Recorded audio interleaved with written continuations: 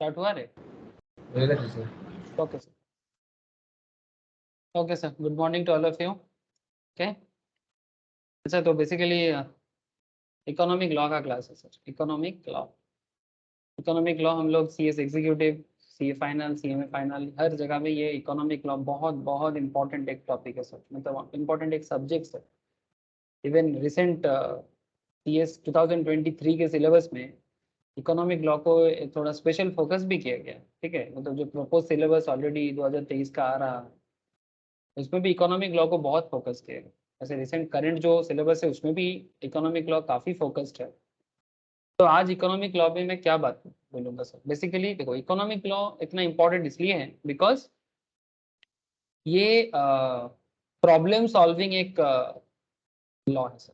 मतलब day to day life में currently economic level में जो कुछ भी हो रहा है उसको समझने के लिए एक प्रॉपर लॉ होना चाहिए, है ना। तो उसी लॉ के बारे में ये इकोनॉमिक लॉ बात करता है। जैसे कि आप लोग ऑलरेडी काफ़ी इंपॉर्टेंट लॉ में बात कर चुके हैं हम लोग क्लास में, जैसे कि स्टार्टिंग में हम लोगों ने कंपटीशन में बात किया, कंपटीशन लॉ में। फिर हम लोग धीरे धीरे फॉरेन एक्सचेंज मैनेजमेंट में बात किया, फिर हम लोगों ने आरबीआई एक्ट में बात किया, ठीक है ना, उसमें मॉनेटरी पॉलिसी वगैरह में बात किया। फिर हम लोग सर फॉरेन डायरेक्ट इन्वेस्टमेंट में थोड़े डिस्कशंस करना बाकी है। बट अगर मैं आपको दिखाऊं कि हम लोग बहुत सारा इंपॉर्टेंट इकोनॉमिक लॉ में बात किया, चलो मैं आपको थोड़ा बताता हूँ, चलो स्क्रीन शेयर करके बताता हूँ।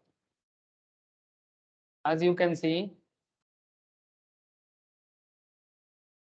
इकोनॉमिक लॉ में इंपॉर्टेंट लॉ क्या है currently sir.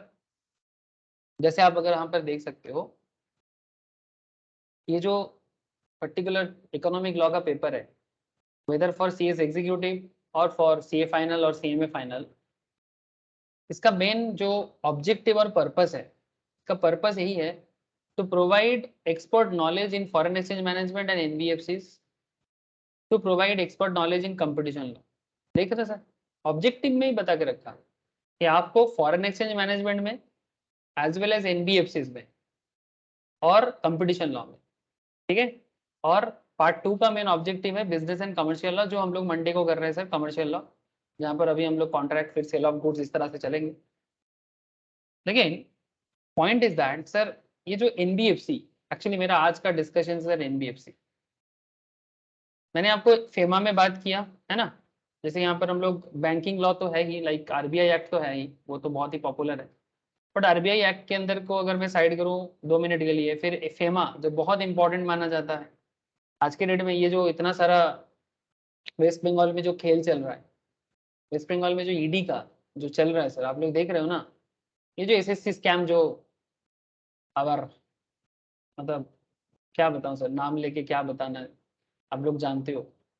Concept is that जिस तरह से ईडी के पास बहुत पावर है, एनफोर्समेंट डायरेक्टर के पास बहुत पावर है, इवन सीबीआई से भी ज्यादा पावर दिया गया, सीबीआई से भी ज्यादा पावर दिया गया है ईडी को। तो ईडी जब किसी इस तरह का जो भी मनी लॉन्ड्रिंग का प्रॉब्लम देखता है, या फिर जहां पर भी उसको इस तरह का प्रॉब्लम नजर आता है जहां पर पैसा को लेके इधर उधर हो रहा है, ठीक है, इसका मतलब आप समझ लो कि फेमा आ जाता है, मनी लॉन्ड्रिंग केस आ जाएगा, ठीक है, ओवरसीज इन्वेस्टमेंट का कॉन्सेप्ट आ जाएगा। जैसे मैंने लास्ट दिन आपको एलआरएस और ईसीबी के बारे में बताया था, है ना, liberalised remittance scheme and external commercial borrowing. I hope आप लोगों को याद है, ठीक है, आई होप याद है। नोट्स अगर मैंने बाई चांस देना भूल गया तो एक बार मुझे फिर से बताना सर, मैं वापस दे दूंगा, ठीक है।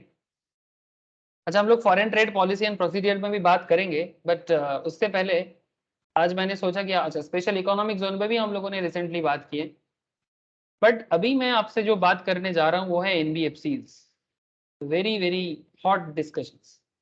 मतलब एनबीएफसी के बारे में मैं क्या बोलूँ, बस इतना ही बोल सकता हूँ कि आज के डेट में नॉन बैंकिंग फाइनेंशियल कंपनीज तो सर बैंक को भी मात दे रहा है सर। मतलब हम लोग बैंक में जाते हैं लोन वगैरह के लिए, बट एनबीएफसी बैंकिंग से भी बिजनेस में टक्कर दे रहा है। बेसिकली जो प्रॉपर बैंक है, बैंक और एनबीएफसी में फर्क है सर, बैंक और एनबीएफसी में फर्क है, बट बैंक और एनबीएफसी में कितना फर्क है, ऐसा क्या है जो एनबीएफसी कर सकता है बैंक नहीं कर सकता, जो बैंक कर सकता है एनबीएफसी नहीं कर सकता। ऑब्वियसली बैंक में वो हर चीज होता है, बट एनबीएफसी में वो हर काम नहीं होता। लेकिन जितना होता है, क्या वो इकोनॉमिक प्रॉब्लम को सॉल्व करता है, जिसके कारण एनबीएफसी को बिल्डअप किया गया sir. I hope you all understand. जिसके कारण एनबीएफसी को बिल्डअप किया गया। सर आप लोग एनबीएफसी के बारे में जानते हो, क्यों, कैसे जानते हो? आप लोग ये सब कंपनीज का नाम नहीं सुना सर? देखो तो एक बार, जस्ट एक बार चेक करो तो स्क्रीन में, क्या आप लोग ये सब कंपनीज के बारे में नहीं सुना? कहाँ चला गया? India Bull, IIFL, Tata Capital, Aditya Birla Finance, DHFL, Dewan Housing Finance, Religare, LIC Housing, Fullerton India. हाँ सर, क्या थे नाम, सुना है कि नहीं सुना? Bajaj Finance, Edelweiss, JM Financials, Manappuram Finance, Capital First, Muthoot Group, हाँ, आईडीएफसी फाइनेंस।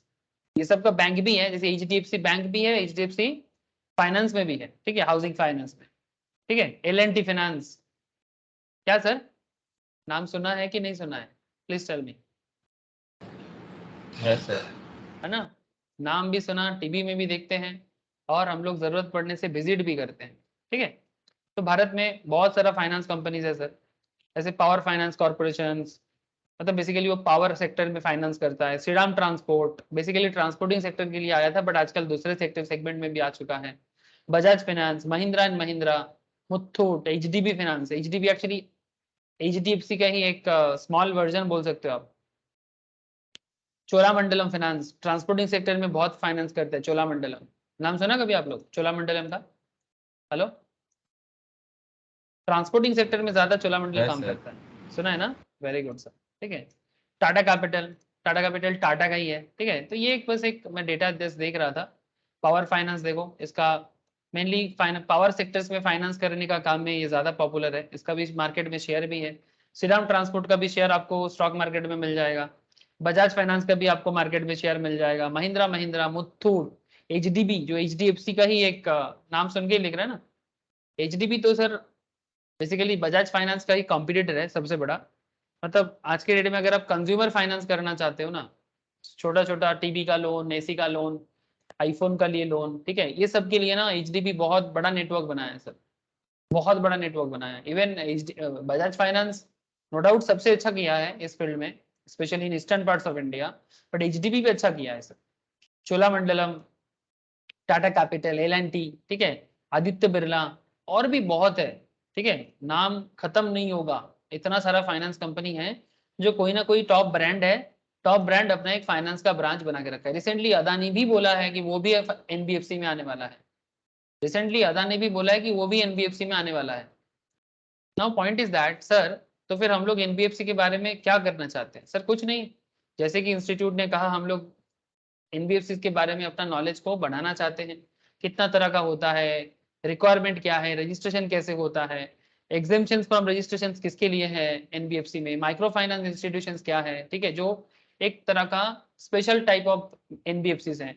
एनबीएफसी का एक्टिविटी क्या है, एक्सेप्ट क्या करता है, कौन सा एनबीएफसी एक्सेप्टिंग करता है, मतलब पैसा लेता है। डिम्ड एनबीएफसी किसको बोलेंगे, कोर इन्वेस्टमेंट कंपनी किसको बोलेंगे, सिस्टमेटिकली इंपॉर्टेंट कोर इन्वेस्टमेंट किसको बोलते हैं, पीयर टू पीयर लेंडिंग क्या होता है, डिफॉल्ट क्या हो सकता है इनका, एडजुडिकेशन, प्रोसिक्यूशन एंड पेनल्टीज का क्या एनबीएफसी के ऊपर लगाया जाता है। मजा का बात ये है सर कि एनबीएफसी का सारा खेल कौन संभालता है जानते हो सर? ये जो हम लोग एनबीएफसी एनबीएफसी चिल्ला रहे हैं, इसको कौन संभालते हैं सर? आरबीआई देखता है, but not through banking rules, ठीक है, बैंक का रूल अलग, एनबीएफसी का रूल अलग, समझ रहे हैं ना सर? ठीक है, अगर आप आरबीआई के साइड में जाओगे ना, ऐसे तो इंस्टीट्यूट के मैट के अंदर जाओगे तो आपको ऑब्वियसली मिलेगा, बट मैं आपको एनबीएफसी के बारे में उसका सोर्स में जाने के लिए बोल रहा हूँ, ठीक है। If you visit the source तो आपको यहाँ पर मिलेगा। जैसे कि आप देख सकते हैं यहाँ पर ना, क्वेश्चन आंसर फॉर्मेट में आरबीआई ने एनबीएफसी के बारे में क्वेश्चन आंसर फॉर्मेट में करीब 60 क्वेश्चन आंसर, 60 क्या और भी ज्यादा, 87 क्वेश्चन आंसर फॉर्मेट दिया है, 87। आप लोग देख सकते हो यहाँ पे, ये 87 क्वेश्चन आंसर फॉर्मेट आपको हेल्प करेगा, because NBFC related not just for CS exam, company secretary exam, CA का एग्जाम, सीएमए का एग्जाम, यूपीएससी के एग्जाम, हर एग्जाम ये एनबीएफसी बहुत पॉपुलर एक टॉपिक है सर, ठीक है। अच्छा, क्वेश्चन आंसर में आएंगे। What is NBFC, what does conducting financial activity of principal business means, ठीक है, क्या करता है, कैसे करता है। NBFC are doing function similar to banks, but bank के साथ एनबीएफसी का फर्क क्या है, ठीक है। Is it necessary that every NBFC should be registered with SEBI RBI, क्या एनबीएफसी को आरबीआई के साथ रजिस्टर्ड करना जरूरी है। What are the requirement for registration with RBI, what is the procedure for application of Reserve Bank for registration, NBFC बनाने के लिए क्या करना पड़ता है। What are the essential documents required to be submitted along with the application form? What are systematically important NBFCs? Entities regulated by RBI and public applicable regulations. Does the Reserve Bank regulate all financial companies? What are the different type of categories the NBFCs registered with RBI? समझ रहे हो sir? हाँ? What are the powers of RBI with regard to NBFC, that is companies that meet the 50-50 principal business criteria? ऐसा 87 questions है। ये RBI का link मैं share कर लूंगा आप लोगों को, आप लोग प्लीज इसको देखिएगा। हाँ, बहुत ही अच्छा क्वेश्चंस मिल जाएगा आपको, चाहे एग्जाम सीए का हो, सीएस का हो, सीएमए का हो या यूपीएससी का हो, फर्क नहीं पड़ता, आप लोग रेडी हो जाइएगा, ठीक है। लेकिन ये सब तो रेडी हो जाना ठीक है, बट बिफोर दैट एक काम तो होना चाहिए ना, क्या बोलो तो सर, एनबीएफसी का एक ओवरऑल आइडिया होना चाहिए, तब ना जाके हम लोग क्वेश्चन आंसर भी समझ पाएंगे। मतलब एनबीएफसी क्या है, उसमें एमएफआई कैसे काम करता है ना, तो इसके बारे में थोड़ा नॉलेज लेते हैं। चलो सर, देख पा रहे कि नहीं देख पा रहे स्क्रीन आप लोग, प्लीज टेल मी।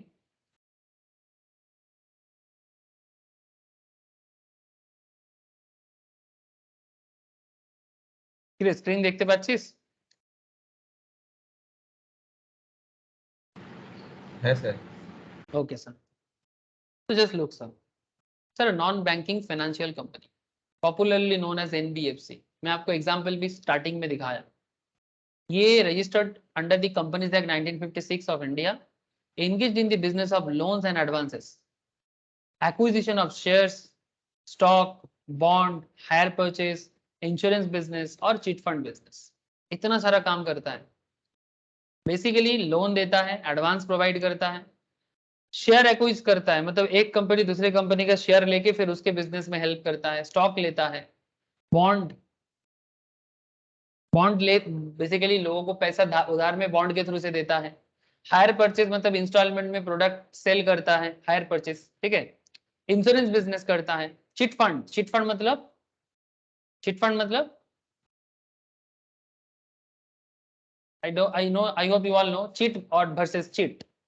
ये चीट मतलब प्रताड़ना करना, लोगों को ठगा, मतलब लोगों के साथ ठगबाजी करना, ये वाला नहीं रे बाबा।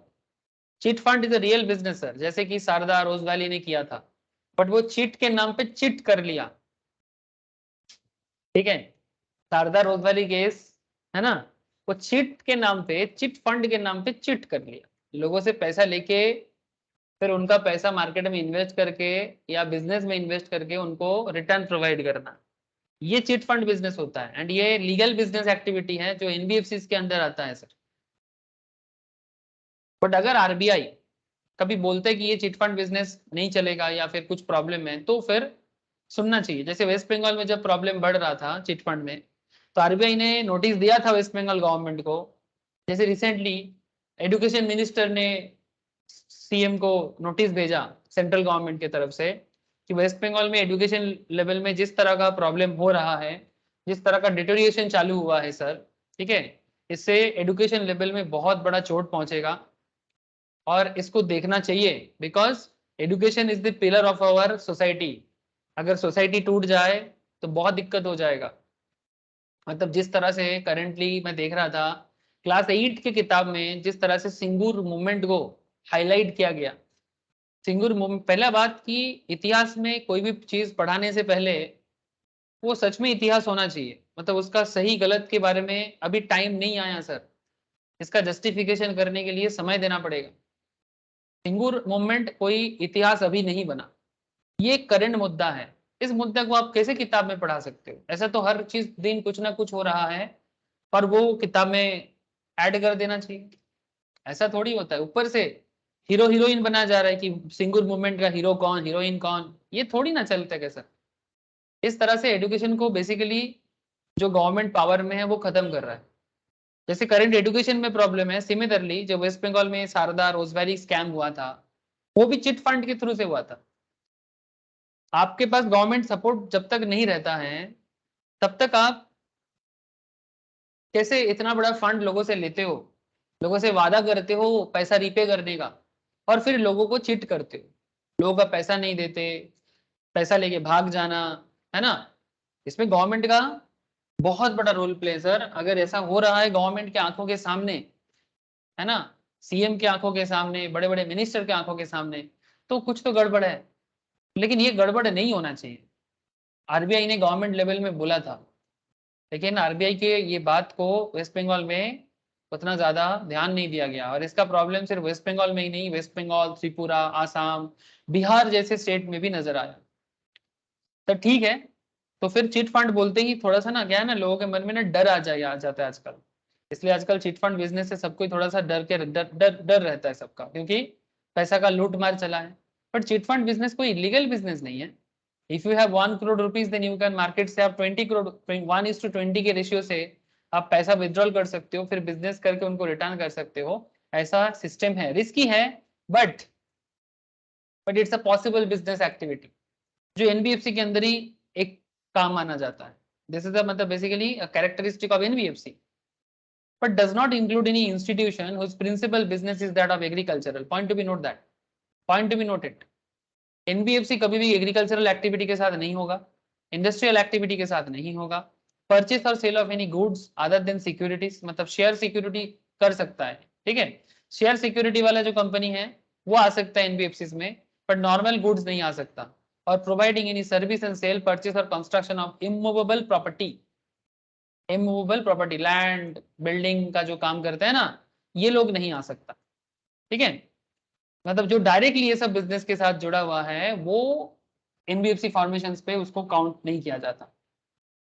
मतलब उनका कोई ब्रांच आ सकता है, दूसरा कंपनी बना सकता है, बट जो ऑलरेडी एग्रीकल्चरल कर रहा है उसको एग्रीकल्चर का एनबीएफसी नहीं हो सकता, इंडस्ट्रियल एक्टिविटी का एनबीएफसी नहीं हो सकता, ठीक है। इमूवेबल प्रॉपर्टी कंस्ट्रक्शन का काम बिजनेस करते हैं, या फिर नॉर्मल गुड्स बाई सेल का काम करते हैं, वो लोग एनबीएफसी नहीं कर सकते। The working and operation of NBFCs are regulated by Reserve Bank of India, sir. ये जो रेगुलेशन चलता है ये रिजर्व बैंक के थ्रू से चलता है। Reserve bank of India act 1934 के अंदर ये है सर, चैप्टर 3B वहां पर बोला गया है। And the direction issued by 8 और 9 November 2017, reserve bank of India issued a notification outlining norms, मतलब नॉर्म्स मतलब रूल्स, नॉर्म्स मतलब rules for outsourcing of function service by non banking financial companies as per the new norms. NBFCs cannot outsource core management functions. NBFC क्या outsource नहीं कर सकता, बाहर से नहीं ला सकते। लाइक इंटरनल ऑडिट के लिए बाहर से किसी को नहीं ला सकते, आउटसोर्स नहीं कर सकते।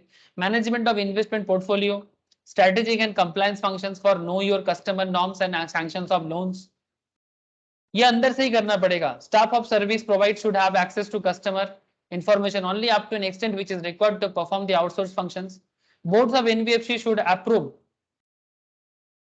board of NBFC should approve a code of conduct for direct sales and recovery of agents, ठीक है। NBFC अपना कोड ऑफ कॉन्डक्ट से चलेगा, ठीक है। फॉर डायरेक्ट सेल्स मतलब जो भी NBFC का जैसे कि लोन देना हो, ठीक है, लोन देना हो या फिर जो भी उनका प्रोडक्ट रहता है, नॉर्मली लोन देने का ही काम करता है। फाइनेंस का नाम क्या है? NBFC, वर्ड में ही छुपा होता है, नॉन बैंकिंग फाइनेंस कंपनीज, ठीक है, वर्ड में ही छुपा हुआ है सर काम। Just try to understand. एक सेकंड, ये जो NBFC वर्ड है ना, नॉन बैंकिंग फाइनेंस कंपनी,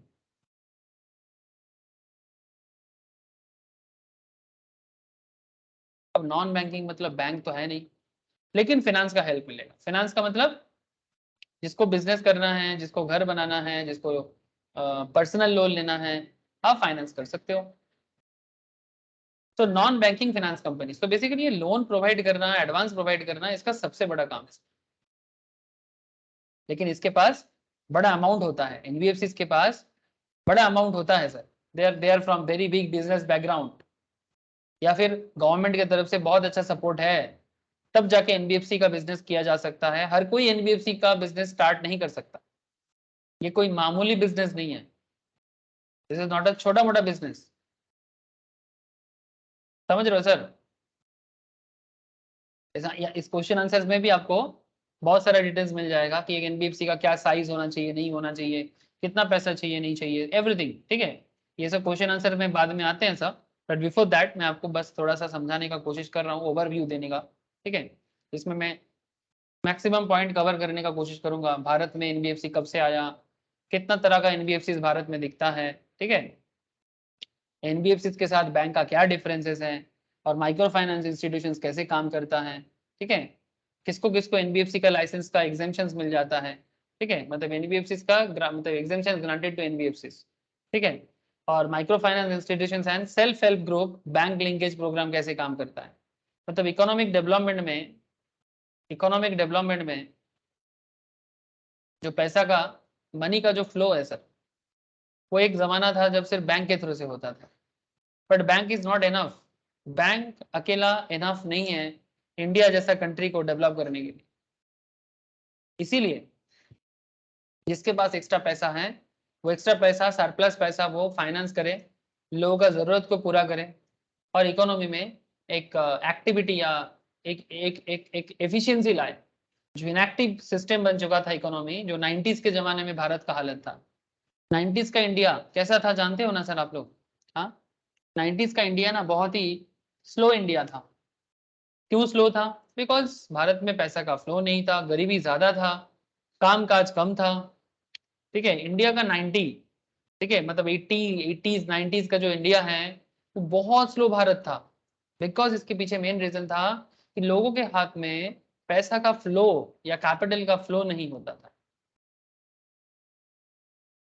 चाहे वो बिजनेस के लिए हो, पर्सनल रीजन में हो।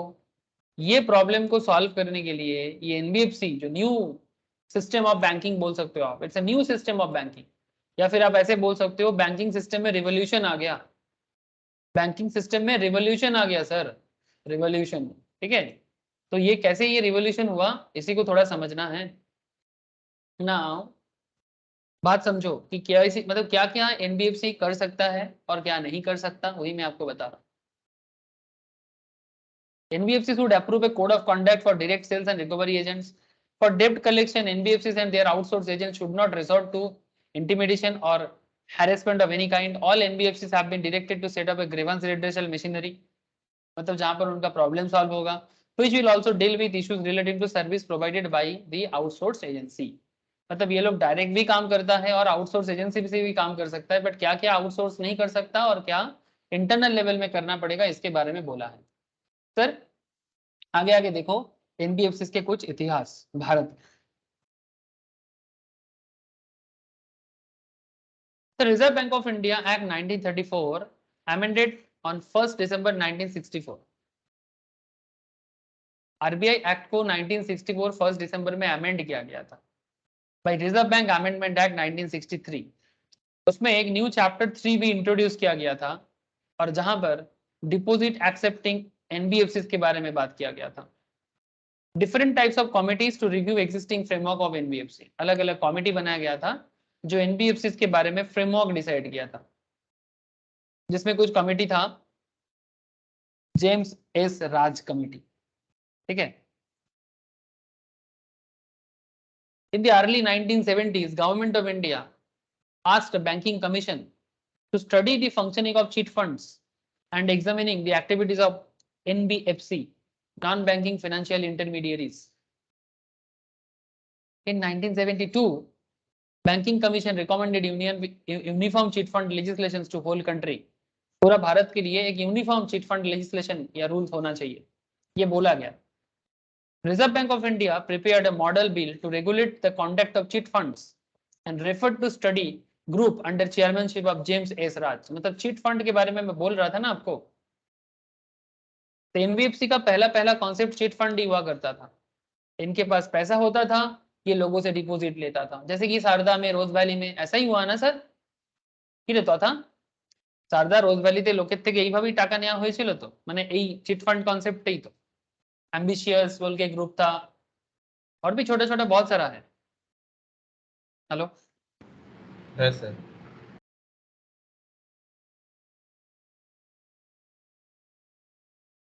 तो chit fund is a very old concept, जो एनबीएफसी कॉन्सेप्ट का पहला कॉन्सेप्ट बोल सकते हो आप। मतलब दे हैव अ मनी, और उसी मनी के तहत वो मार्केट से आपके पास कुछ बेस होना चाहिए। सिंपल एग्जांपल कि अगर आपके पास 1 करोड़ का फंड है, तो उस 1 करोड़ को फंड के बेसिस पे आप मार्केट से मे बी 5 करोड़ रेज किए, ठीक है, फिर आप उसको बिजनेस में यूज किए, फिर वो पैसा जिनका पैसा आपने लिया था बिजनेस करके आपने कमाया और रिटर्न दे दिए। लेकिन ये प्रॉपर लेजिस्लेशन के थ्रू से होना चाहिए ना। तो 1972 में, उससे पहले क्या होता था ना, ये डिफरेंट पार्ट्स ऑफ इंडिया में, मतलब अनऑर्गेनाइज्ड वे में या फिर डिफरेंट स्टेट के लॉ के हिसाब से होता था। तो बाद में इसके बारे में रिकमेंडेशन आया कि भाई एक चिट फंड का यूनिफॉर्म लॉ होना चाहिए। Now in June 1974, study group recommended ban on price cheat and other schemes, directed the parliament to enact a bill which ensures uniformity in the provisions applicable to cheat funds throughout the country. Parliament enacted 2 acts: price cheats मतलब cheat fund में price दिया जाता था, and money circulation scheme banning act 1978 and cheat funds act 1982, ठीक है, मतलब कुछ चीजों को बैन भी किया गया। अब आपको आगे मैं बताता हूँ कि कैसे कैसे ये बढ़ते गया। चक्रवर्ती कमेटी आया। During planning era, Reserve Bank of India tried best to manage money and evolve sound monetary system, but no much appreciable success in realizing social objective of monetary policy of the country. In December 1982, Dr. Manmohan Singh, the governor of RBI, ठीक है, मनमोहन सिंह पहले RBI के governor थे, बाद में मनमोहन सिंह 19 के time पे हमारा फाइनेंस मिनिस्टर भी थे, और फिर 2011 में मनमोहन सिंह जी हमारे देश का एक्सीडेंटल प्राइम मिनिस्टर भी बने।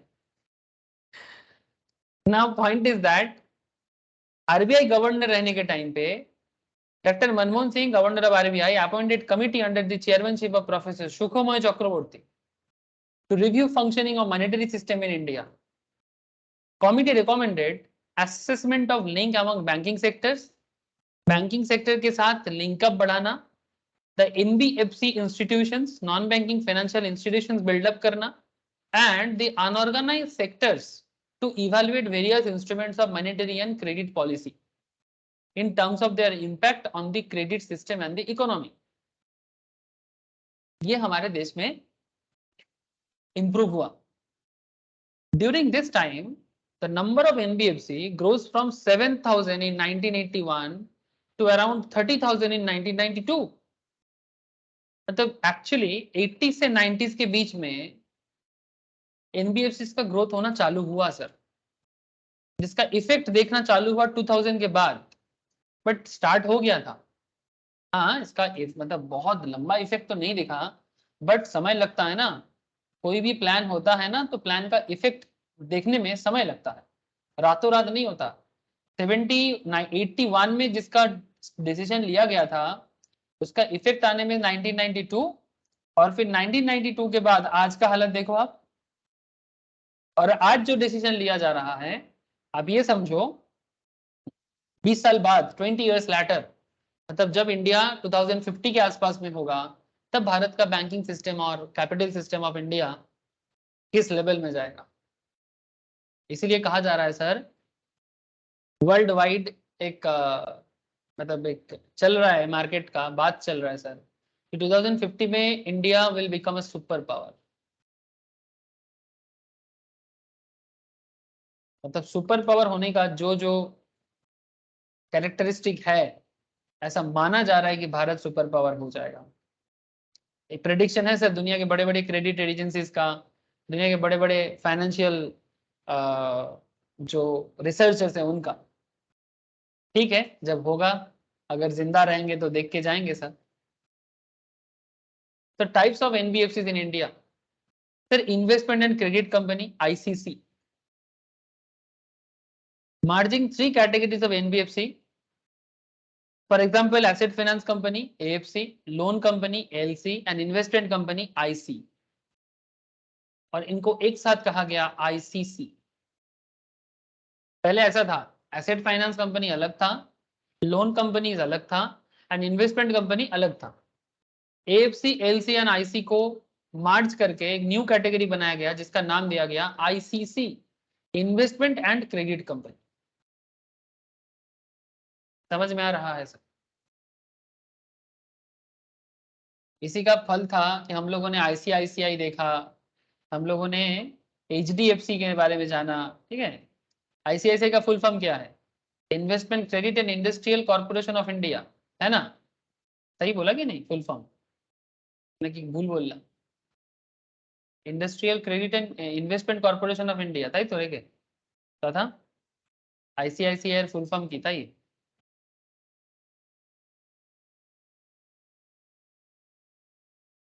And HDFC housing development finance corporation, जो आज भी है, लेकिन सर इंडस्ट्रियल आगे है इन्वेस्टमेंट पर इंडस्ट्रियल आगे है, इन्वेस्टमेंट पर। तो ये ICICI, है सर। HDFC, ये सब उसी टाइम पे बन रहा था सर, 90s, ठीक है। ये लोग तब बैंक थोड़ी ना बना था, बैंक तो बाद में हुआ, पहले ये लोग NBFC बना था। So ICC means any company which is a financial institution carrying on as its principal business asset financing, the providing of finance whether by making loan, या तो वो लोन प्रोवाइड करता है या तो एडवांस प्रोवाइड करता है, और otherwise for any activity other than its own and the acquisition of securities. मतलब अपने बिजनेस पे खर्चा करना छोड़ के, या फिर कोई शेयर सिक्योरिटी एक्विजिशन करना छोड़ के, जब सिर्फ लोन प्रोवाइड कर रहा है, एडवांस दे रहा है, and is not any other category of NBFC as defined by RBI in any of its master directions. ये है ICC. Then there is another concept of IFC, infrastructure finance company. Road बनाना है, building बनाना है, power sectors में development लाना है, जैसे power finance. Infrastructure finance companies deploys a minimum of 3/4 of their total asset. 3/4 मतलब कितना परसेंटेज रे? 3/4 कितना होता है? 75। 3/4 मतलब 75% of the total assets in infrastructure loans. जो इंफ्रास्ट्रक्चर फाइनेंस कंपनी होगा IFC, उसका कम से कम 75% of their fund infrastructure area में जाना चाहिए। The net owned funds are more than 3 billion and minimum credit rating A होना चाहिए, मिनिमम क्रेडिट रेटिंग ए होना चाहिए, and the capital to risk weighted ratio कम से कम 15% होना चाहिए, ठीक है। तब जाके कोई IFC बन सकता है, और वो इंफ्रास्ट्रक्चर में बेसिकली पैसा मतलब लगाता है 75%। अनदर फंड है सर इंफ्रास्ट्रक्चर डेब्ट फंड, ये भी NBFC है, बट इसको IDF NBFC कहा जाता है। IDF NBFC is a company registered as NBFC to facilitate the flow of long term debt into infrastructure projects. मतलब इनका काम है, ये मार्केट से डेब्ट उठाएगा, मतलब लोगों से लोन लेगा, बदले में लोगों को रिटर्न प्रोवाइड करेगा। जो मार्केट में बॉन्ड वगैरह मिलता है ना सर, बॉन्ड डिवेंचर, ठीक है, वो इसका पार्ट है। नेशनल स्टॉक एक्सचेंज के साइड में जाओगे ना, NSE बॉन्ड के साइड में जाओगे, आपको इतना भरा भरा डेब्ट फंड दिखेगा। तो ये क्या करता है? डेब्ट फंड जुगाड़ करता है और इंफ्रास्ट्रक्चर फंड में पैसा को लगा देते हैं। तो IDF NBFC raise resources through multiple currency bonds of minimum 5 years maturity. Only infrastructure finance companies can sponsor IDF NBFCs. मतलब मैं आपको बताता हूँ,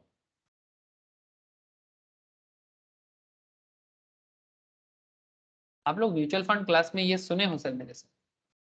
जैसे अगर मैं NSE बॉन्ड मार्केट में जाता हूँ, BSE में भी जा सकते हो। अगर आप यहाँ पर नजर देते हो, देखो सर, यहाँ पर आपको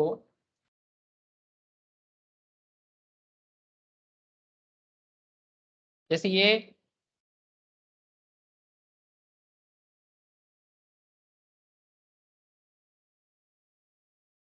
देखिए सर, ये देखिए RECL लिमिटेड, ठीक है, मतलब ये रूरल इलेक्ट्रिफिकेशन कॉर्पोरेशन, ठीक है। फिर आपका L&T फाइनेंस, मतलब लार्सन एंड टुब्रो का, ठीक है। फिर आपका हडको है यहाँ पर, ठीक है, हाउसिंग अर्बन डेवलपमेंट, NHAI है, national highway authority of India, ठीक है। तो ये लोग क्या कर रहा है? IIHFL, ठीक है। तो ये लोग क्या करता है सर? ये लोग बॉन्ड इशू करता है मार्केट में, और ये बॉन्ड के लिए इनका जो मेन स्पॉन्सर है वो बेसिकली कोई ना कोई NBFC है, ठीक है। किस तरह का NBFC है? उसका NBFC का पैटर्न जो है वो बेसिकली एक इंफ्रास्ट्रक्चर फाइनेंस कंपनी है। वही स्पॉन्सर करेगा मार्केट से बॉन्ड इशू करने का, ठीक है, वो बॉन्ड इशू करेगा और हम आप जैसे लोग या कोई बड़ा कंपनी उस बॉन्ड को बाई करेगा, या कोई एसेट मैनेजमेंट या म्यूचुअल फंड कंपनी उसको बाई करेगा। इसमें मिनिमम 5 साल का मैच्योरिटी वाला मल्टीपल करेंसी बॉन्ड होता है। उस बॉन्ड के थ्रू से हम आप जैसे लोग या मार्केट के दूसरा बिजनेसमैन उनको पैसा देता है, 8% 10% कम से कम इंटरेस्ट होता है, ठीक है, और फिर उस पैसे को वो मार्केट में इंफ्रास्ट्रक्चर में यूज करता है। तो बेसिकली ये कैपिटल मार्केट में पैसा का फ्लो बढ़ाने का एक तरीका है, सिंपल बात। तो इसके लिए भी एक एनबीएफसी है जिसका नाम है आईडीएफ एनबीएफसी, ठीक है। इसके अलावा NBFC factors has principal business of factoring. Factoring is a financial transaction, a type of debtor finance. Sir ये भी एक कॉन्सेप्ट है, ये मैं आपको इसमें बताऊंगा। वर्किंग कैपिटल चल रहा है ना अभी हम लोग एफएम में,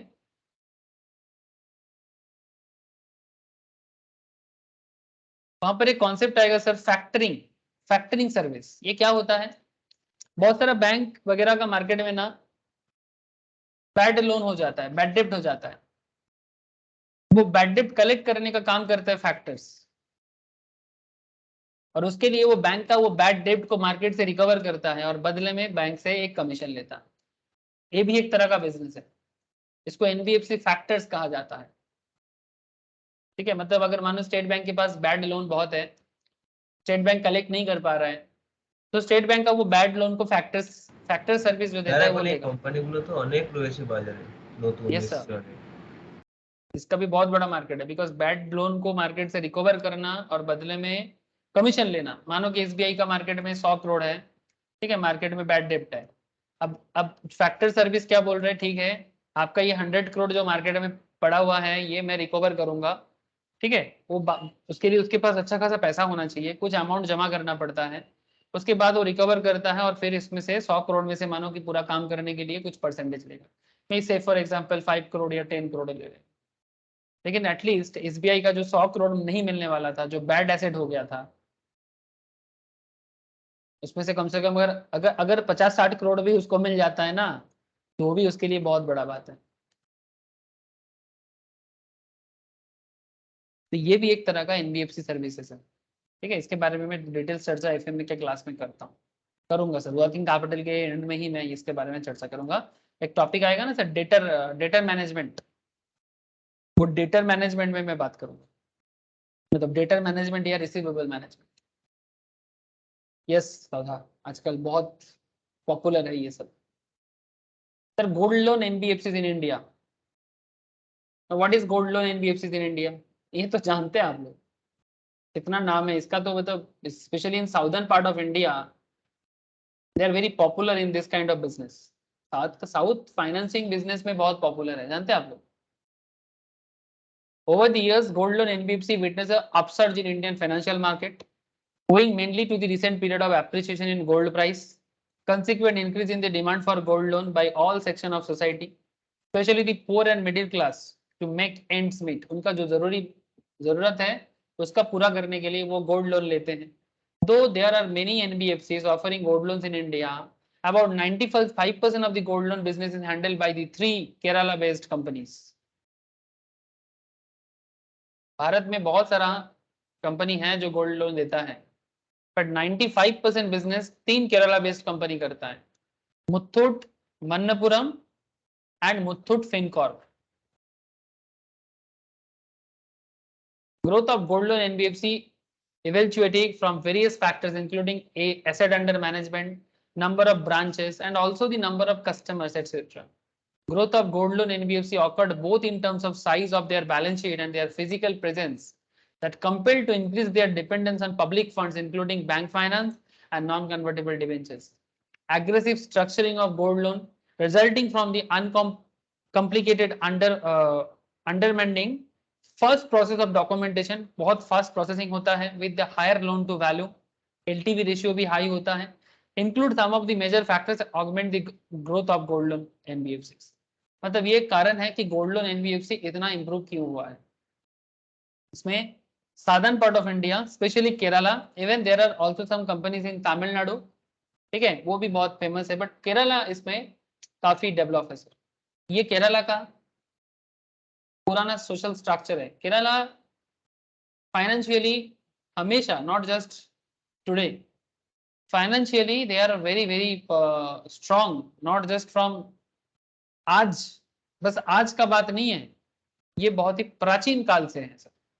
इंडिया का साधन पार्ट ऑलवेज बहुत ही रिसोर्सफुल है सर, जिसमें से केरला बहुत ही ज्यादा रिसोर्सफुल है। ठीक है, बहुत बड़ा बड़ा सर यहाँ पर, अगर आप केरला, कर्नाटका, तमिलनाडु में इतना बड़ा बड़ा डिनास्टी था, जिस डिनास्टी को मैं क्या बताऊँ आपको, डिनास्टी के पास एसेट्स, मतलब इसमें इतना सारा, मतलब अगर आप कभी साउथ के बारे में जानने की कोशिश करोगे तो आपको पता चलेगा कि कितना मतलब भरा पूरा था साउथ। ठीक है, कभी अगर आप विजयनगर एम्पायर के बारे में सुने हो, विजयनगर एम्पायर बेसिकली कर्नाटका, तमिलनाडु, आंध्र प्रदेश, इस जोन से बेसिकली विजयनगर एम्पायर था। विजयनगर एम्पायर को छू नहीं पाता था सर, कोई मुगल टच तक नहीं कर पाया। They are so strong. Sir नाम सुने सर आप लोग विजयनगर एम्पायर के बारे में? हाँ,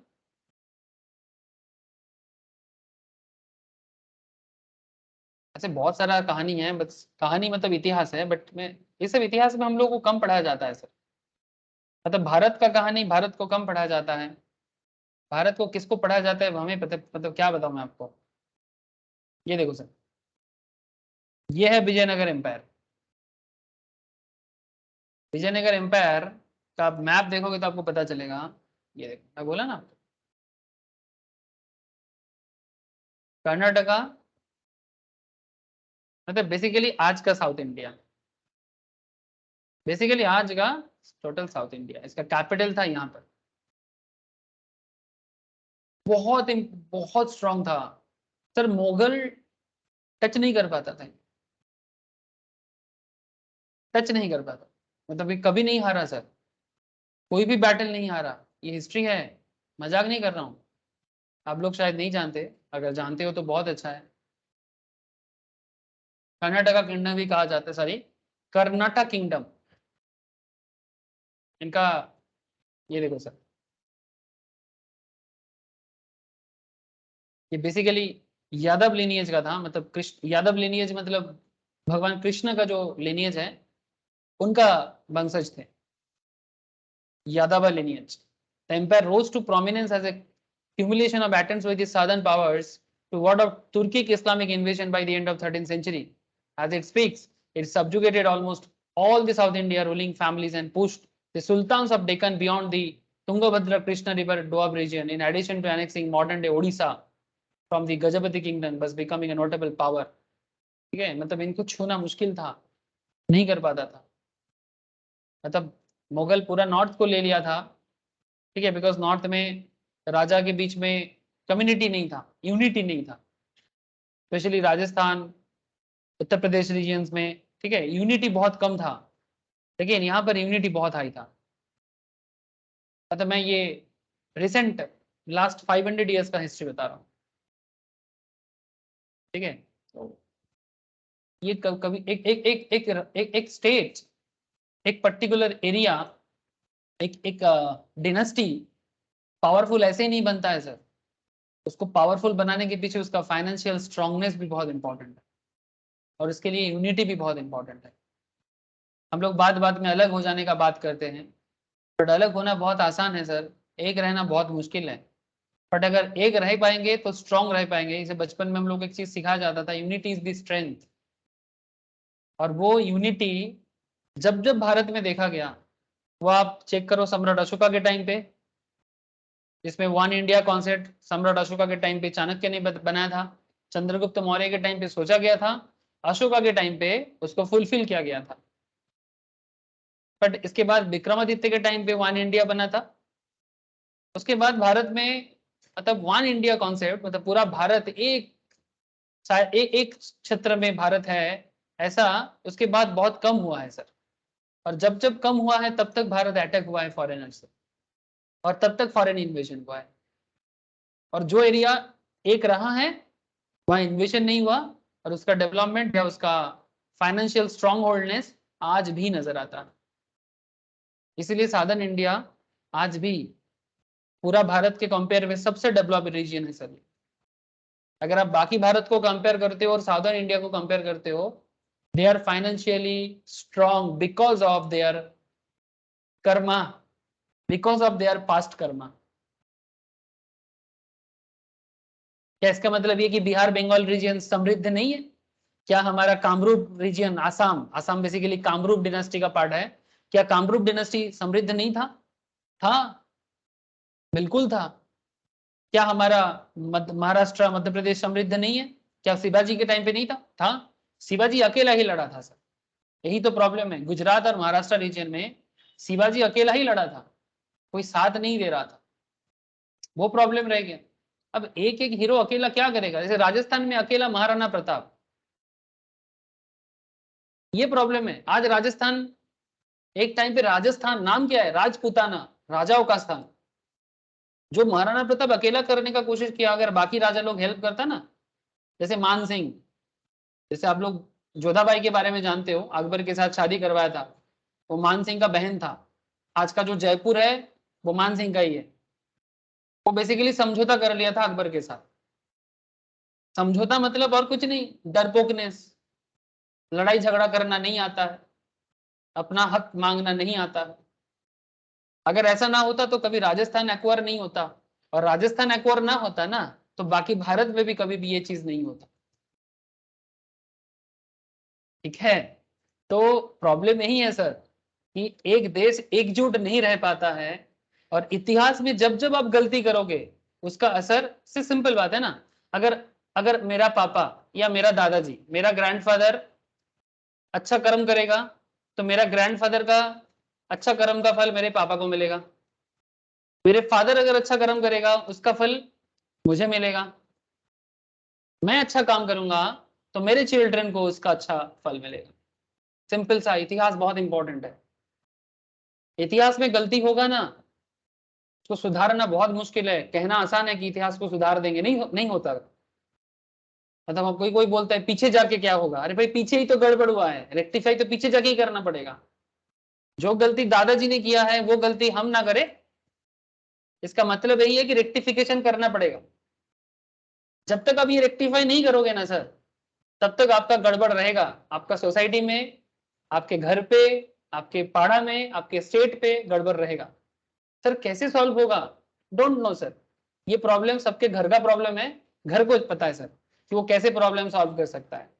मैं ये सब बात इसलिए थोड़ा कह दिया आपको क्योंकि मुझे अच्छा लगता है, जब मैं साउथ इंडिया के बारे में जानने का कोशिश किया, या अभी भी कर रहा हूँ, बीच बीच में मैं समय मिलने से मैं पढ़ता हूँ, जानने का कोशिश करता हूँ, तो मैं वही सोचता हूँ कि क्या रिसोर्सेस हमारे पास नहीं है ना? तभी तो ब्रिटिश, इस रीजियन से सबसे ज्यादा रिसोर्स ब्रिटिश ने लिया। बट वही प्रॉब्लम है सर, क्यों लेके जाएगा मेरा चीज, क्यों लेके जाए? वही प्रॉब्लम है सर, जो विजयनगर एम्पायर ने करके दिखाया था, वो काश हम लोग भी थोड़ा बहुत करके दिखाते। हाँ सर, नहीं कर पाए ना, उसी का फल है आज, भुगतो अब। समझे ना? चलो आगे देखते हैं।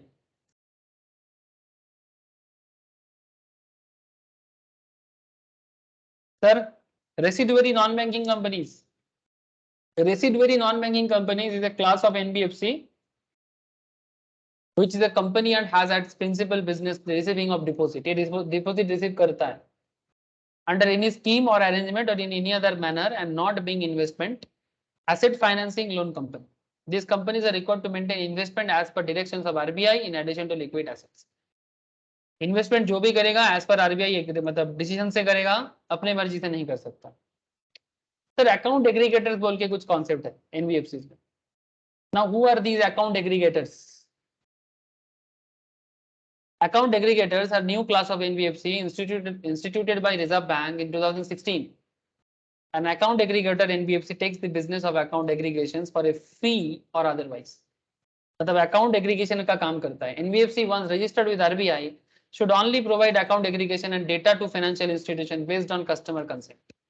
The actual mechanism should follow the consent architecture laid down by the RBI. The account aggregator are expected to make loan applications easier for users by providing data access to financial institutions. RBI has given operating license to 4 account aggregators and in principle approval to 3 NBFC account aggregators. ये लोग है sir CAMS financial service, stock market में 2019 में आया, क्या जबरदस्त hit किया sir. Cookiejar technology private limited, FinSec AA solutions private limited and NE SL asset data limited.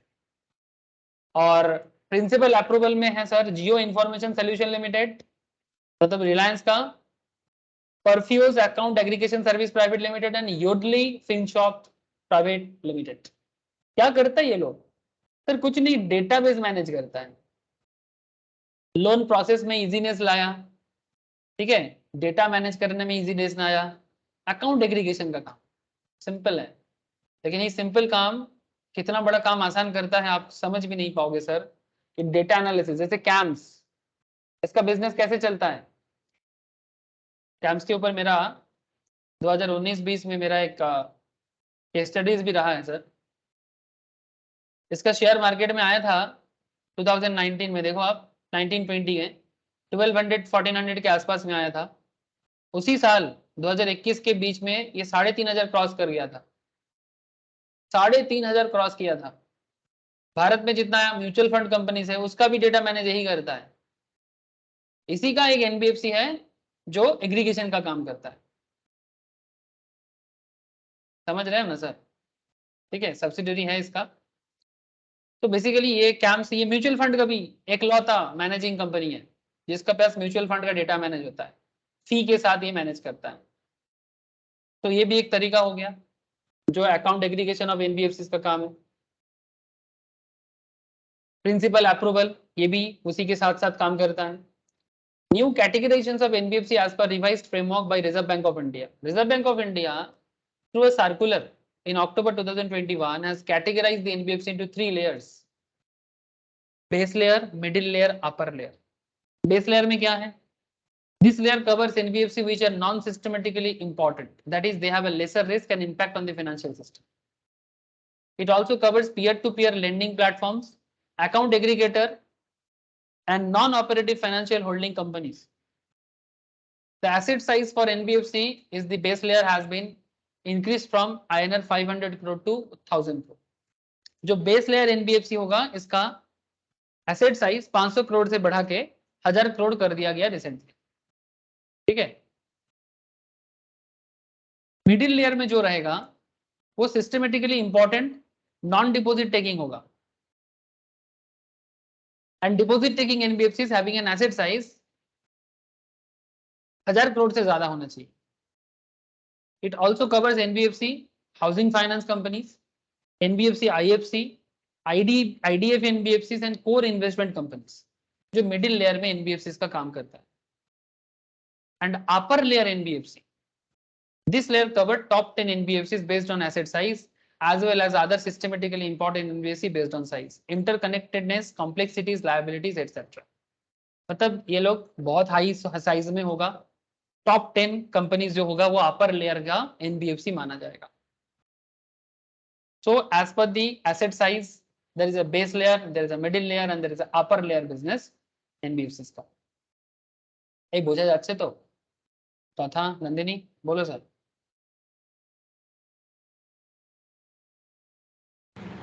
হ্যাঁ স্যার। কিরে নন্দিনী বুঝতে পারছিস কি পারছিস না?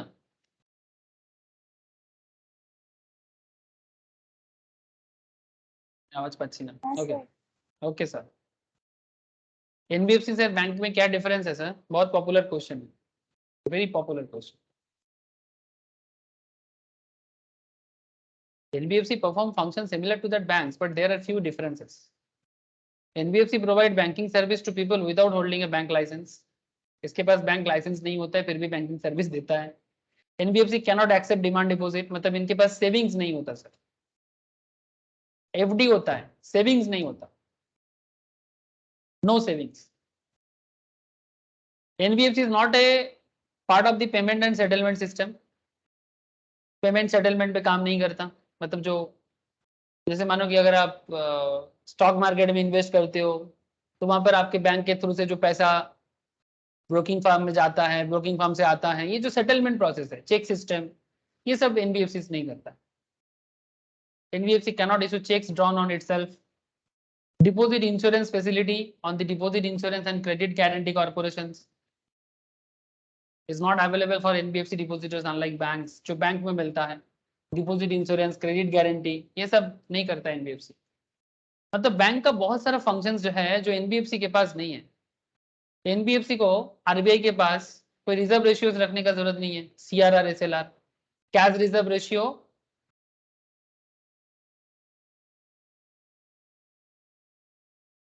और स्टैट्यूटरी लिक्विड रेशियो।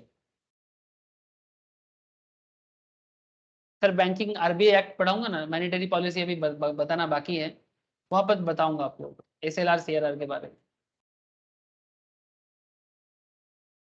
ऐसे अगर आप आरबीआई के साइट विजिट करोगे तो आपको सीआरआर एसएलआर रेट तो दिखाई देगा ही देगा। कितना चल रहा है सीआरआर एसएलआर?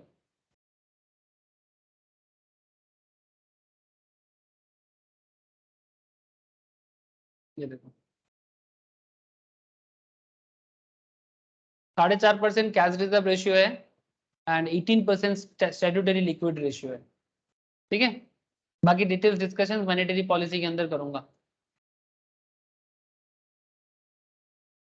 ये चेंज होता रहता है। Then an NBFC cannot indulge primarily in agricultural, industrial activities or sale, purchase, construction of immovable property. Foreign investment allowed up to 100%. अच्छा, NBFC foreign investment 100% ले सकता है। NBFC companies working in financial body and money handling. Unlike bank, NBFC is not required to lend loans to priority sector. Bank को priority sector मतलब basically common sense में गरीब लोग, पोर और under privileged,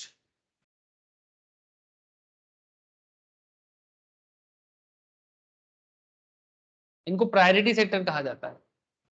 bank priority sectors को bank को loan देना पड़ता है बिकॉज ये बैंक का एक सर्विस एरिया के अंदर आता है। बट सर एनबीएफसी का ऐसा कोई पैरामीटर नहीं है कि जिसके थ्रू से उसको प्रायोरिटी सेक्टर को लोन देना पड़ेगा, बिकॉज इसके पास ऐसे ही बहुत सारा लाइसेंस नहीं है। ऊपर से अगर वो प्रायोरिटी को देगा तो फिर वो ऐसे हो जाएगा जैसे दान छत्र खोल के बैठा है, बिजनेस कम और बाकी काम ज्यादा हो जाएगा।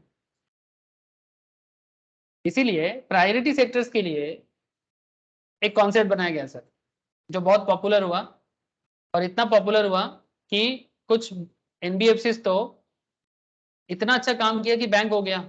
जैसे कि नाम लेना ही पड़ेगा, बंधन, बंधन माइक्रो फाइनेंस। इसमें जिसका नाम मुझे लेना चाहिए दैट इज चंद्रशेखर घोष। नाम सुने हो sir?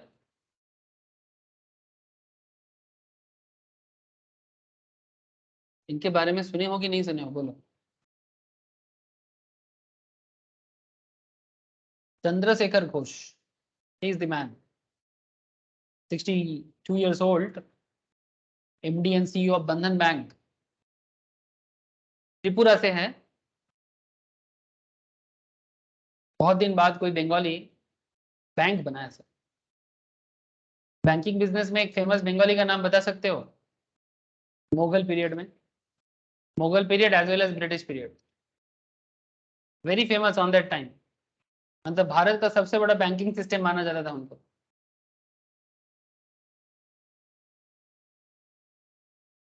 During British era and during even British भी लोन लेता था उनसे। नाम सुने चीज? जगत सेठ, सुने चीज? किरण, अगर कभी आप लोग मुर्शिदाबाद जाते हो तो आपको जगत सेठ का घर दिखाई देगा। ये देखो सर, है सर। ये चीज नहीं है खाने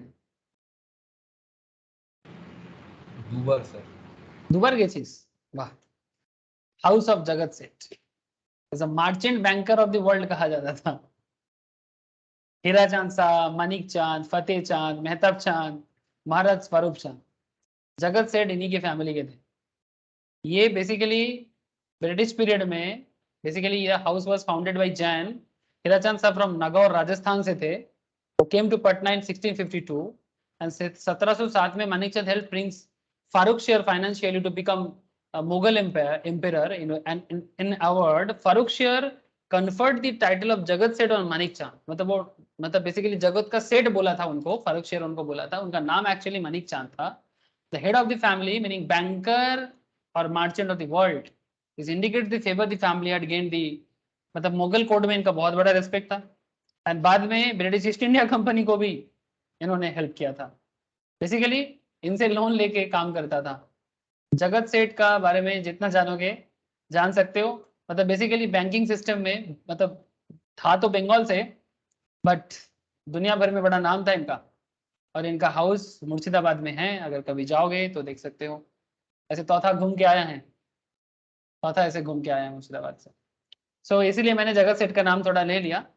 বাট অনেকগুলো বাড়ি আছে ওখানে, অনেকগুলো বাড়ি আছে না, আমি যাইনি অবশ্যই কখনো. আমি জাস্ট মানে ব্যাপারটা নিয়ে রিসার্চ করেছিলাম একবার. দুটো বাড়ি দেখতে দেয়, একটা গোলাপবাগ আর একটা যেটা দেখাচ্ছেন এটা, এখানে মিউজিয়াম এটা সব. এটা মিউজিয়াম. আচ্ছা. হ্যাঁ স্যার, যার অস্ত্র ফস্ত্র যা ছিল সব এর ভিতরে রাখা আছে.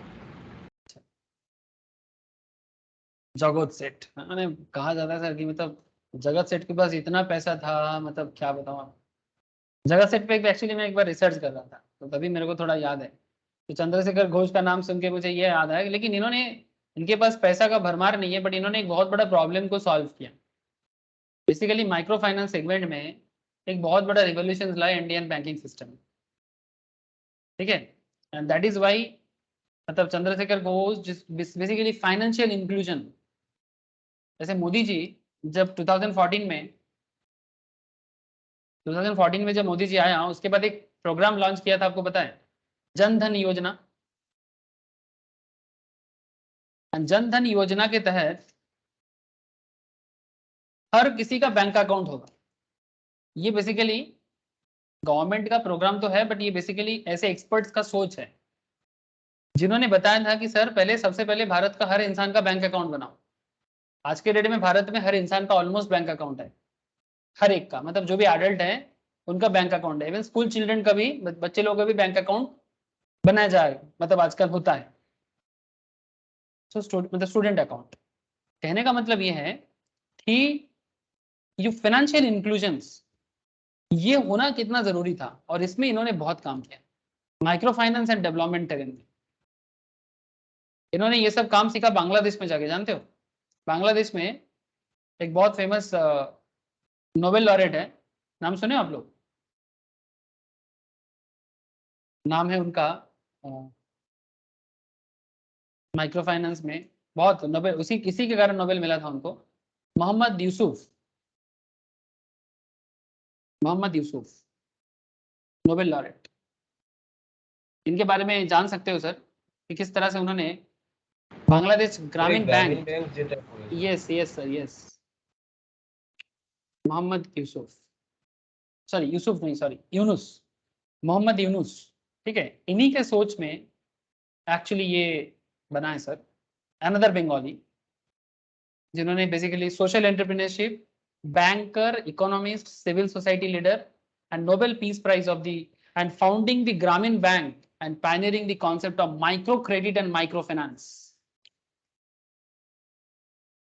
इनसे ही एक्चुअली इंस्पायर होके चंद्रशेखर घोष ने इंडिया में सेम चीज को एप्लीकेबल किया कि जो प्रायोरिटी सेक्टर है, जो बैंक के साथ कनेक्टेड नहीं हो पाते, उनको कैसे बैंकिंग सुविधाएं दिया जाए.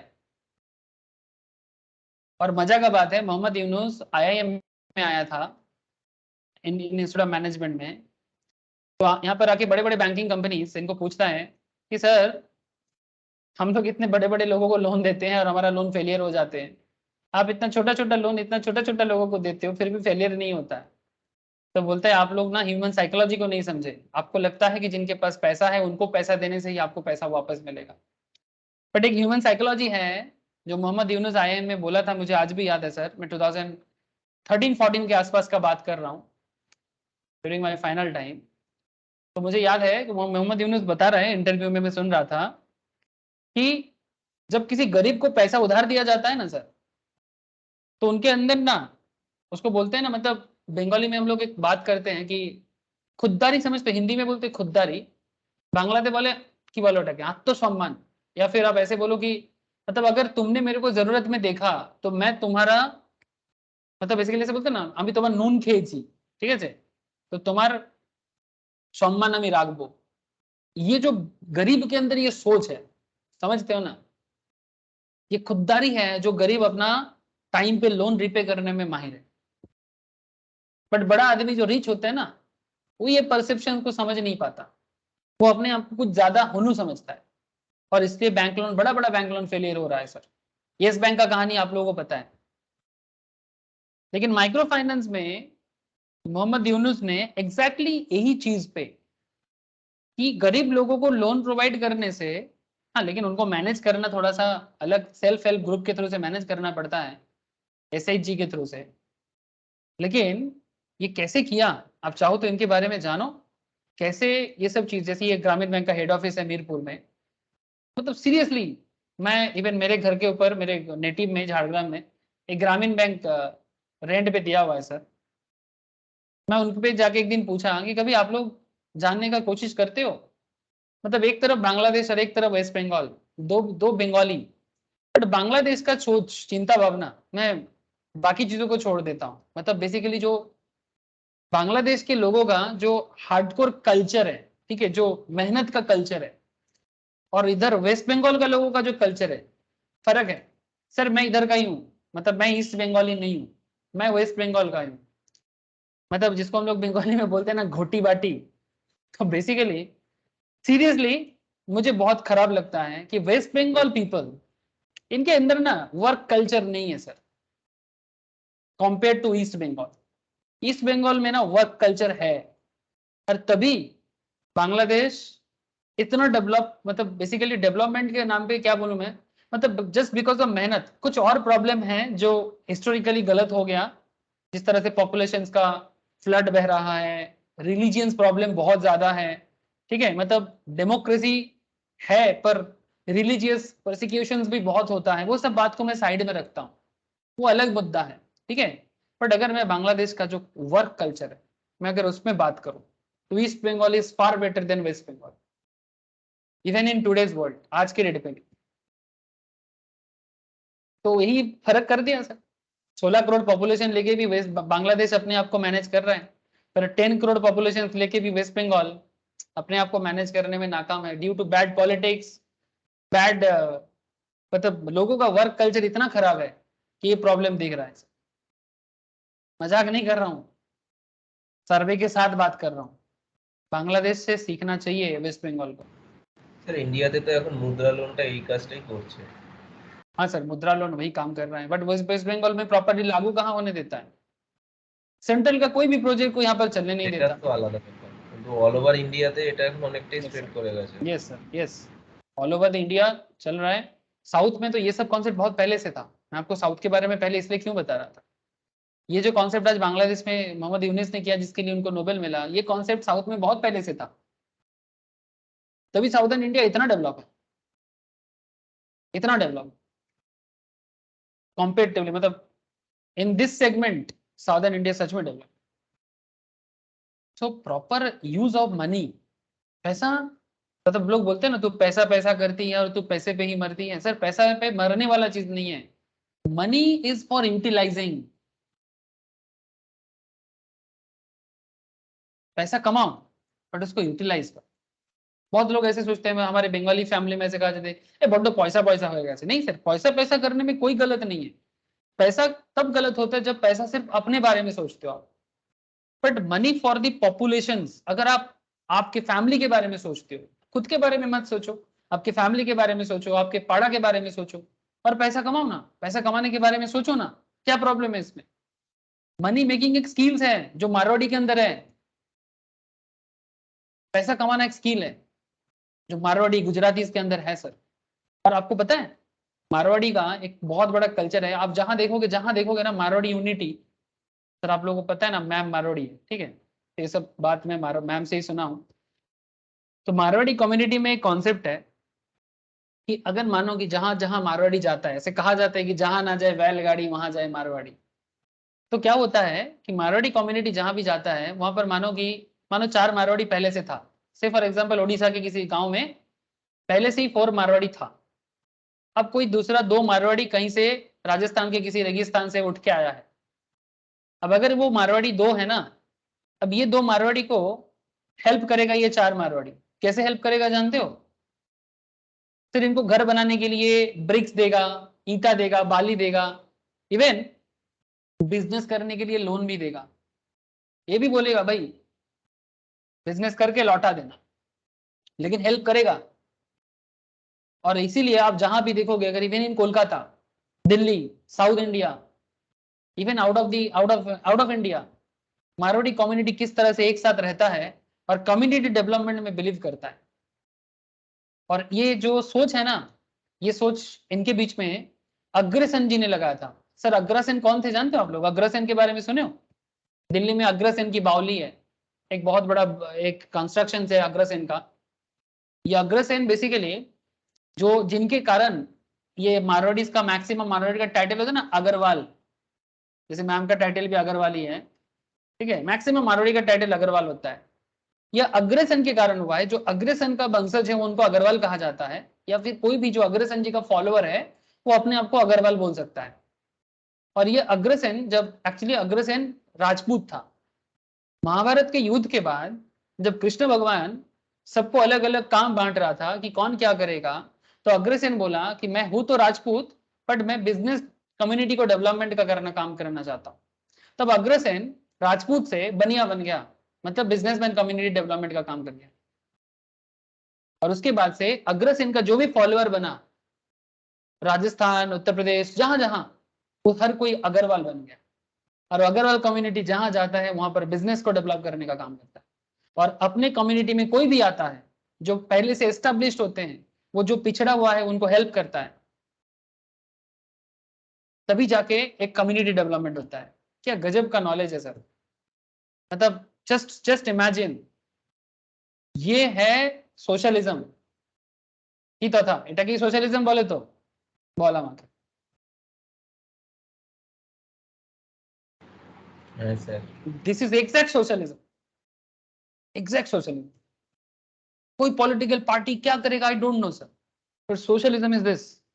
अगर आप कभी महाभारत में अग्रसेन का कहानी पढ़ोगे तो आपको पता चले कि कैसे ये सब फाइनेंस का प्रॉब्लम को सॉल्व किया गया। तो huge concept sir, try to know, जितना जानोगे कम पड़ जाएगा, I know, but please try to understand.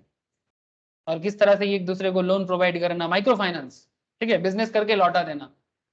Haryana में कुरुक्षेत्र में महाभारत का वार हुआ था ना, तो ये पहला पहला अग्रसेन जी का, अगर आप कोलकाता में, आप लोग जानते होंगे, आप लोग कोलकाता में कलाका स्ट्रीट जानते हो सर? नहीं जानते होंगे सर, बहुत बड़ा হ্যাঁ मार्केट है। স্যার। कलाका स्ट्रीट में जाओगे तो वहां पर ना आपको अग्रसेन का मूर्ति दिखेगा, ठीक है, एकदम कलाका स्ट्रीट के ना बीचों बीच अग्रसेन जी का एक मूर्ति दिखेगा।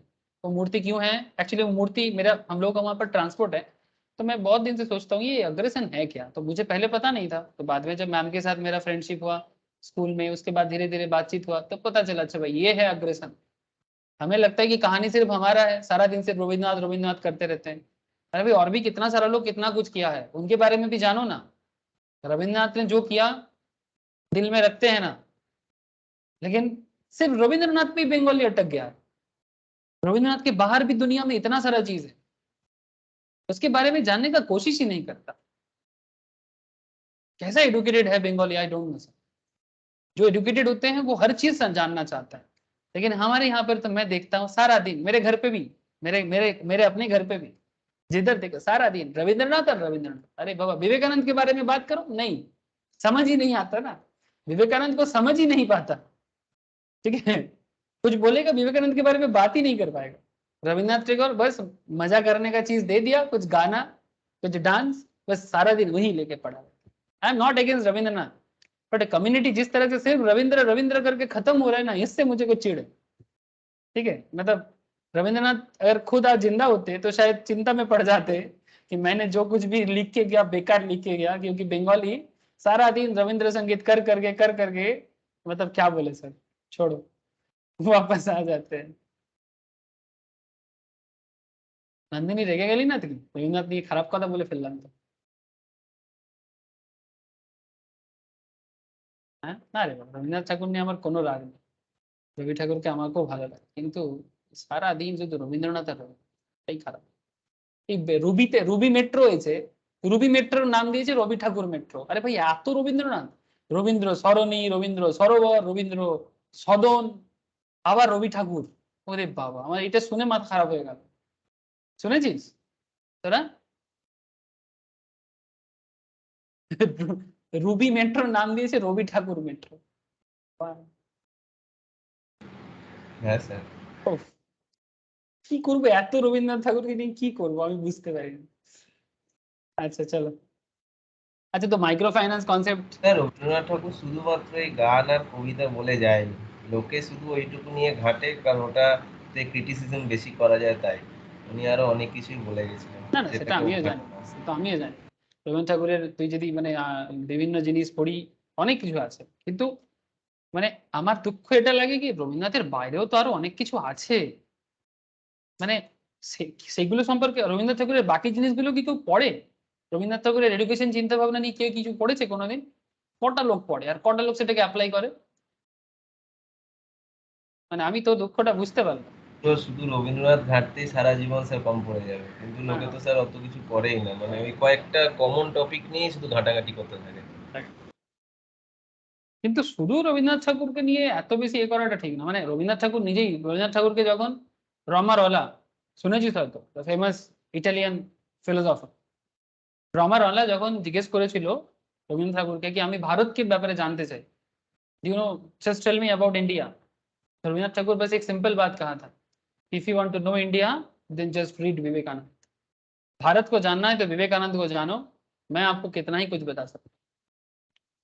तो विवेकानंद, रविन्द्रनाथ ठाकुर खुद बता रहे हैं कि भारत को जानने के लिए किस क्या करना चाहिए। अच्छा चलो छोड़ो सर, आ जाओ। Exemptions granted to NBFC. अच्छा স্যার किसको किसको বিবেকানন্দের ক্ষেত্রেও তাই একই, ওই কয়েকটা বাণী মনে রেখে ব্যাস সবাই বিবেকানন্দ ইয়ে করে, অর্ধেক ফিলোসফি কেউ পড়েই না। বোঝার চেষ্টাই করে না, কেউ জানেই না বিবেকানন্দ অ্যাকচুয়ালি কি বলতে চেয়েছে।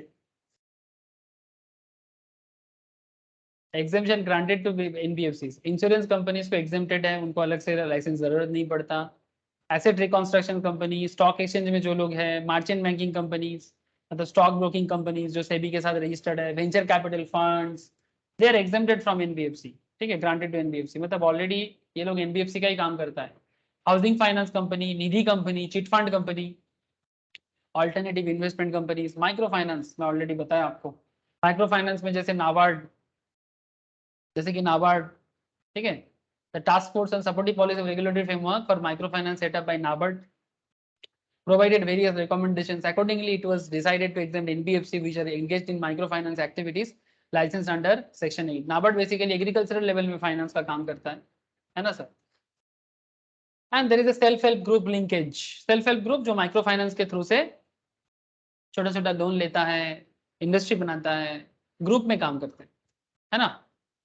Some of the microfinance institutions financed by banks or acting as their intermediaries or partners appear to be focusing on relatively better ranked bank type areas. ठीक है, including areas covered by SHG bank linkage program. Self help group मतलब एक 10 12 15 लोगों का membership होगा, जहां पर कोई लीडर होता है जो बैंक से लोन लेता है, फिर छोटा छोटा काम करता है, उसमें हैंडीक्राफ्टेड प्रोडक्ट होता है या फिर कोई कपड़ा वाला काम होता है, जो भी एक बेसिस ज्यादातर केस में हम लोग लड़की लोग औरत को ज्यादा देखते हैं, वुमेन सेंट्रिक ज्यादा है, बट मेन सेंट्रिक भी हो सकता है। Competing MFI were operating in the same area and trying to reach out to the same set core, resulting in multiple lending and overburdening of rural households. ठीक है, basically उसी काम पे SHG group काम करता है, जो प्रॉब्लम मैं आपको ऑलरेडी डिस्कस कर दिया sir. So this is how everything works up. ठीक है, एक बार गो थ्रू कर लेना, नोट्स मैंने ऑलरेडी शेयर कर दिया, और इंस्टीट्यूट के मैट में भी चले जाना एक बार, वहाँ पर जाके भी एक बार प्लीज सारा गो थ्रू कर लेना। मैं ऑलरेडी मैक्सिमम पॉइंट कवर करने का कोशिश किया, बट अगर कुछ कवर नहीं हुआ, अगर कोई पॉइंट मिसिंग रह गया, प्लीज एक बार गो थ्रू करो, क्वेश्चन आंसर भी एक बार देख लो, अगर कोई डाउट हो तो पूछ लो सर।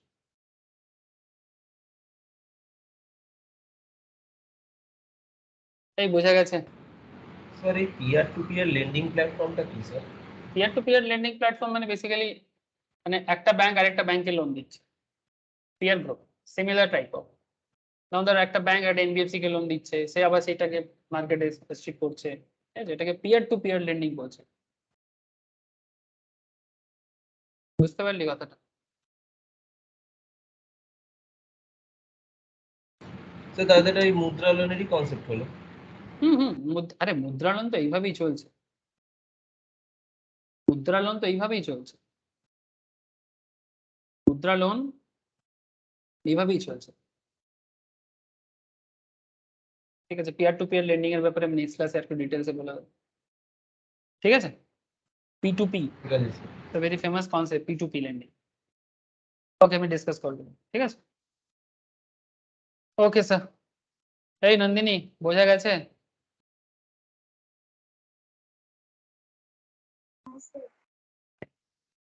कंप्लीट करें, एनबीएफसी रिलेटेड क्वेश्चंस कंप्लीट कर लो। हाँ, कोई डाउट हो तो पूछ लो। Okay sir, Tata. রাখছি স্যার। टाटा।